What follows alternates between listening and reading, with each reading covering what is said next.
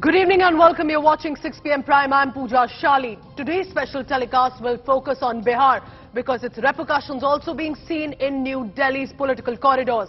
Nitish Kumar first became the Chief Minister in 2000 in Bihar with the help of the NDA. But now it looks like over 30 years later, there could be, since the alliance in 90s to now, breaking up in the next 48 hours. I get you that. First, the headlines.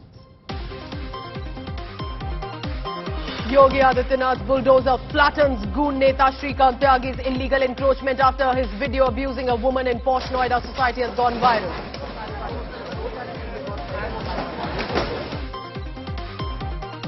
Kapil Sibal slams the Supreme Court, saying no hope left in the apex court. Hits out over Zakia Jafri verdicts and the top court endorsing the Enforcement Directorate power.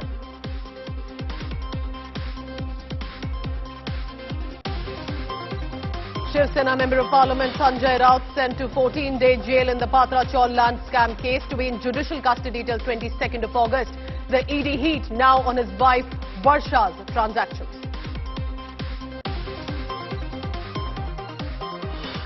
Terror politics in Delhi. The Bharatiya Janata Party slams the Aam Aadmi Party MLA Amanatullah Khan for backing the arrested ISI suspect Mohsin. Shehzad calls it Kejriwal government's appeasement model. China continues to provoke Taiwan, announcing fresh military drills. Jets, missiles breach Taiwan skies. Taipei vows to protect its sovereignty. It's double dhamaka that only continues for India at the Commonwealth Games today. PV Sindhu clinches her maiden gold in singles badminton. Lakshya Sen soon follows suit.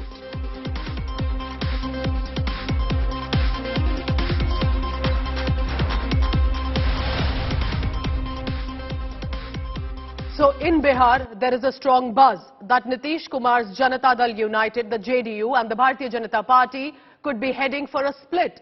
Because on Sunday, Nitish Kumar skipped the crucial 7th Governing Council meeting of the Niti Aayog and then an evening statement of not joining the Central Council of Ministers. That added fuel to the rumours widening the now rift. Now, Nitish Kumar, just to give you a background, first becomes Chief Minister in 2000 in alliance with the NDA. It's been an on and off relationship with the Bharatiya Janata Party. But now, can we say, is the BJP-JDU heading for a breakup? And in the next 48 hours, watch this report about what exactly happened in the last few hours.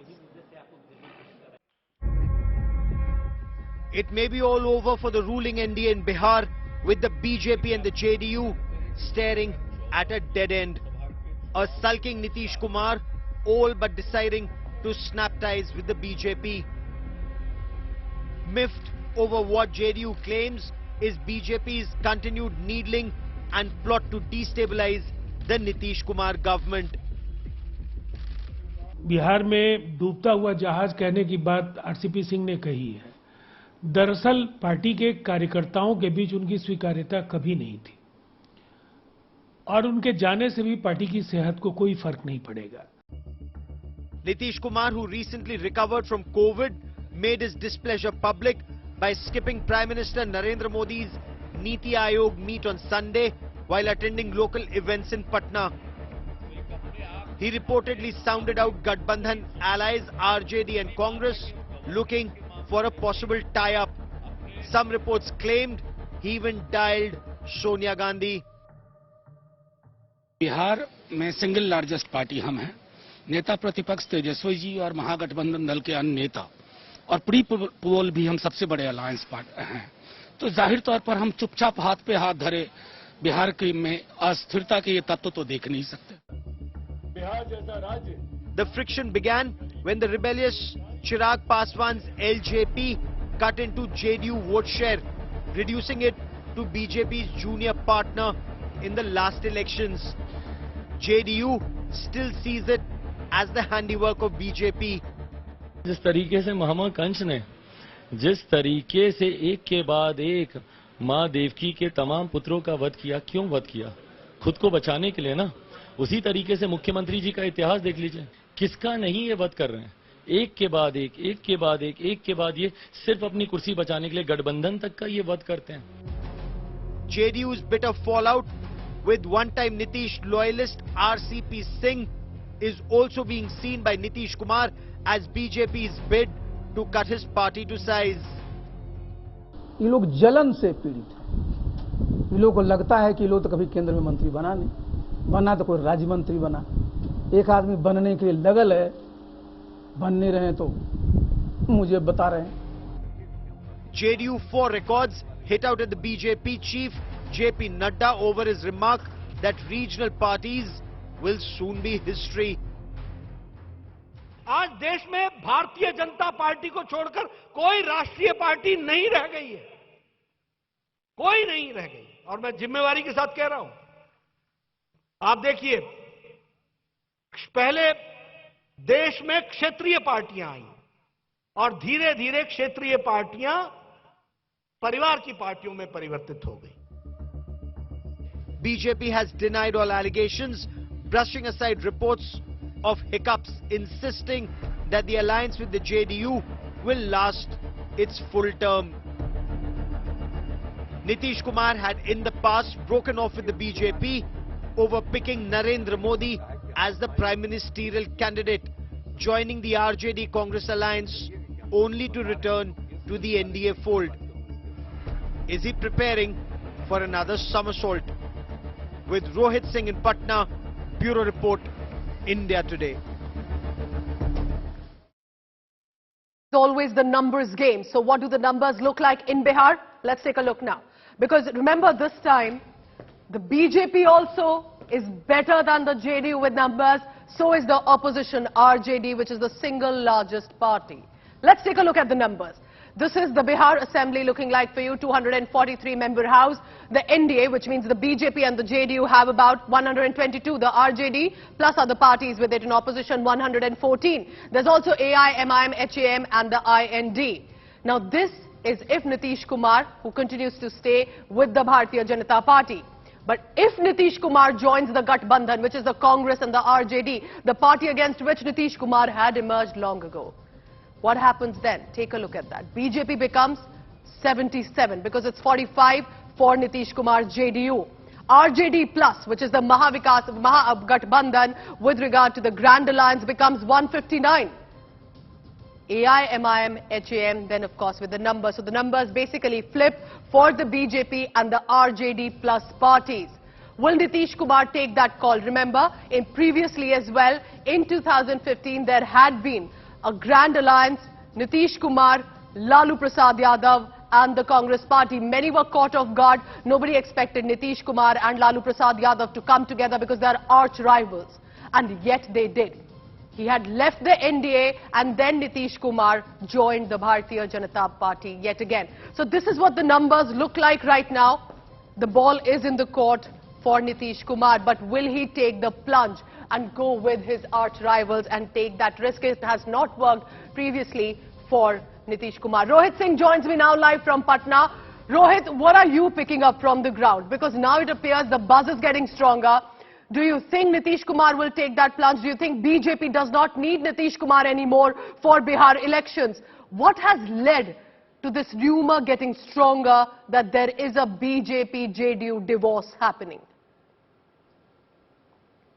Pooja, let me make it clear that BJP needs Nitish Kumar more in Bihar than Nitish Kumar needing BJP, because Nitish Kumar always had an option of going with the RJD and forming a government and becoming the chief minister. And this option is still open to him, and that is what we are learning, that perhaps in the next 72 hours, Nitish Kumar may be contemplating switching sides, dumping the BJP and joining hands with the RJD and the Mahagathbandhan and becoming the chief minister again. And all eyes now will be on that crucial legislative party meetings that are lined up for tomorrow. Remember, 11 o'clock in the morning, you have the JDU legislative party meeting happening, RJD legislative party meeting happening, Congress legislative party meeting happening. So all the important parties of the Mahagathbandhan, RJD, Congress, all are having their important meetings along with the JDU legislative party meeting. And in this after this meeting, it will be some sort of a clarity will be there that what Nitish Kumar really intends to do, because till now what we are learning, Nitish Kumar is extremely unhappy with the BJP, as he has alleged, his party has alleged that BJP was using RCP Singh to damage the Janata Dal United, like BJP had done in 2020 with the Chirag Paswan model. So BJP is also trying to placate Nitish Kumar. What we learn is that several top leaders of the BJP, Bihar BJP, are speaking to the Chief Minister, but all eyes will be on tomorrow's meeting. And after tomorrow's meeting, it will be clear that what Nitish Kumar really wants to do, whether he really wants to dump the BJP or whether it's just the pressure tactics, or if he really wants to join Mahagathbandhan. Pooja. Very interesting. Rohit, I request you to stay on with me because it's not the first time that Nitish Kumar has either made a political shift or a U-turn with his political decisions, and primarily ensuring that his party and his political domain survives. 4 times. Let's take a look when Nitish Kumar made a political shift. Now, remember, he is one of the biggest netas for Bihar politics. But what exactly has been his political journey as well? Not exactly staying with one party if there's been an alliance required. Let's begin one by one. It was in 1994, actually, that Nitish Kumar quit the Janata Dal to join the Samata Dal. That was his initiation into political fighting and specifically becoming one of the big leaders of Bihar. But it was in 2013, after they had already formed as the JDU-BJP alliance. He had already become the Chief Minister by then as well. But after Prime Minister face was declared as Narendra Modi and also becoming the chairperson of the Lok Sabha Election Committee for the BJP, Modi was announced. He quit the NDA and then became a bigger paradigm shift in Bihar politics in 2015. When Nitish Kumar, of all possible options, formed a Mahagathbandhan, which is a grand alliance with the Congress party and the RJD. RJD of Lalu Prasad Yadav, arch rivals, the party against which Nitish Kumar had fought for very long and emerged. But this alliance did not last very long, because in 2017, he then quits the Mahagathbandhan, the grand alliance, and returns to the NDA, fights election. BJP wins more seats, about 77. Nitish Kumar gets about 45, but becomes the Chief Minister yet again. Is he going to switch to the Mahagathbandhan or stay with Narendra Modi and the NDA? That's what it looks like right now. But I want to go back now to Rohit Singh, who's joining me from Patna, because he has been tracking Bihar politics for years now. We've seen what happened in the state of Maharashtra. Eknath Shinde becoming another camp of Shiv Sena and joining hands with the Bharatiya Janata Party. Do you think that is a fear for Bihar politics and for the JDU as well? But with these sudden decisions coming in from Nitish Kumar, it also shows that he also hasn't stayed loyal to one party. He's also seen his own options and gone where he thinks the wind has blown better.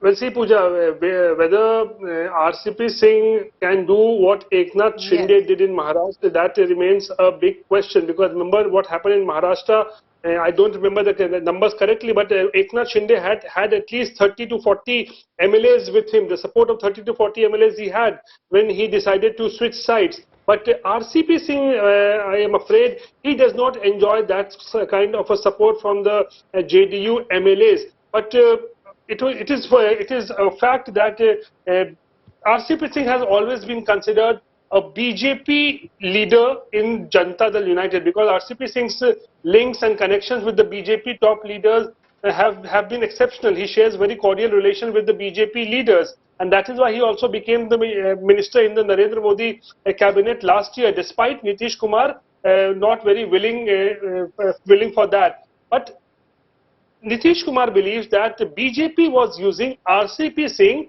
to poach MLAs in Janata Dal United. One by one, what Nitish Kumar thinks is that BJP leaders which through RCP Singh were contacting JDU MLAs whether they are willing to switch sides or not. And Nitish Kumar in time came to know about this entire conspiracy, the alleged conspiracy which they are claiming that BJP was trying to damage JDU through RCP Singh, and it is in time that Nitish Kumar checked it, and now RCP Singh is out of Janata Dal United. So unlike Uddhav Thackeray, can we say that Nitish Kumar perhaps has realized it way soon and has ensured that his party does not split, and RCP Singh may not actually make a lot of dangerous turns for the JDU, at least right now?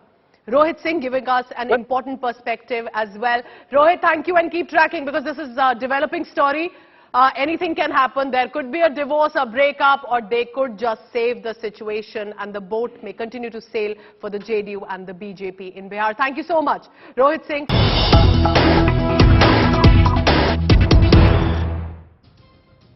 So the new government in Maharashtra is all set to have now a cabinet with 14 ministers, with the inside scoop that we have right now, likely to take oath, which means out of these 14 ministers, who will get what?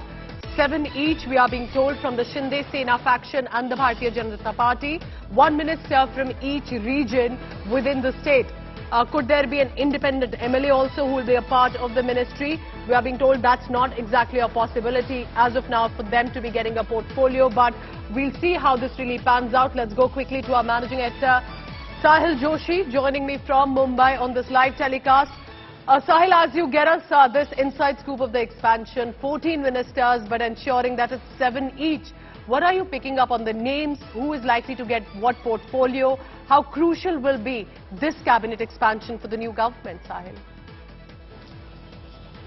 Well, this is extremely important for this new government because after more than a month, the Shinde and Fadnavis government is going to get expanded. In Maharashtra, 14 ministers are going to be sworn in tomorrow in the morning at around 11 o'clock. Okay.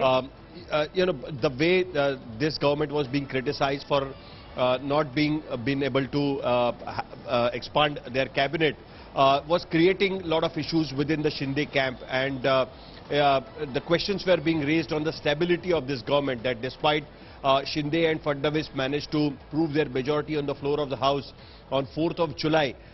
Even after a month, they could not manage to expand the cabinet.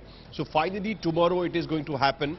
14 people will be sworn in tomorrow, 7 from Shinde group and 7 from Fadnavis group. The portfolio distribution is yet to be decided, but it is likely that portfolios like home and finance are going to be with the BJP, whereas the portfolios like urban development and PWD are likely to go with the Shinde camp at this point of time. What they have decided is that the distribution right now for the expansion will be 50-50. Later, after a few days, the bigger expansion will happen because Maharashtra can accommodate 42 ministers in the cabinet. So the latter part of expansion will happen maybe after the Supreme Court verdict, which is and Sahil, likely keep to happen tracking all the latest because for many days there's not been a cabinet with the new government, and that was a complaint, but all looks to be sorted. But who'll get what will be very crucial. Tomorrow 11 a.m. Sahil will be tracking all the latest. Sahil Joshi, thank you very much for that. I'm wrapping up this bulletin. Coming up next is our special segment on sports with the goals that are reigning. But before I wrap up, I have a very important visual to show to you. Not all soldiers wear uniforms. Not all soldiers are human beings either, and yet bravery for the country knows no barriers. Take a look at this video. A CISF sniffer dog, Rani, completed 9 years of service and was given a grand farewell at the Chennai airport when the dog retired from the brave service. Take a look at that Labrador dog sitting atop the vehicle, being accorded the traditional pulling out ceremony where officers and personnel of the CISF and the Airports Authority of India pulled a decorated jeep, and that with the dog over the red carpet. Thank you even to Rani for her service.